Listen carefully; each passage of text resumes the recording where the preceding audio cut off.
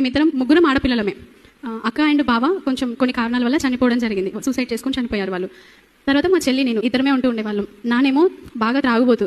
ఎప్పుడు ఇంకా ప్రతిరోజు త్రాగి రాని రోజు అంటూ లేదు. ప్రతిరోజు త్రాగి రావడం, ఇంట్లో వాళ్ళని కొట్టడం, ఇలా లేపేసి అక్కడ పడేసేవాడు మమ్మల్ని అయితే చిన్నగా ఉంటున్నప్పుడు. అసలు అప్పుడే చనిపోవాల్సిన వాళ్ళం మేము. కానీ దేవుడు మహాకృపను బట్టి ఈ రోజున ఈ స్థాయిలో ఉంచడానికి దేవుడు ఆ రోజున బ్రతికించి ఉంటాడు. ఆమేన్. అయితే ఆ రోజున అలా తాగుతూ ప్రతిరోజు మమ్మల్ని కొడుతూ బాధ పెడుతూ ఉండేవాడు.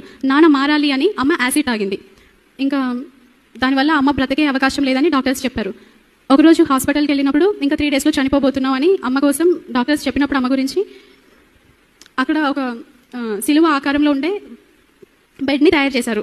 సిలువ ఆకారంలో ఉండే బెడ్ని తయారు చేసి ఎవరైనా మరణశయ్య మీద ఉన్నప్పుడు దాని మీద పడుకోబెట్టి వాళ్ళు ఆపరేషన్ చేస్తూ ఉండేవాళ్ళు. అలాగైనా దేవుని తెలుసుకుంటారనో మరి ఏంటో తెలియదు, కానీ సిలువ ఆకారంలో ఉండే ఒక బెడ్ని తయారు చేసి దానిపైన ఆపరేషన్ చేస్తూ ఉండేవాళ్ళు. అప్పుడు అమ్మ కూడా అలాగే ఆ సిలువ ఆకారంలో ఉండే బెడ్ పైన పడుకోబెట్టి అమ్మకి ఆపరేషన్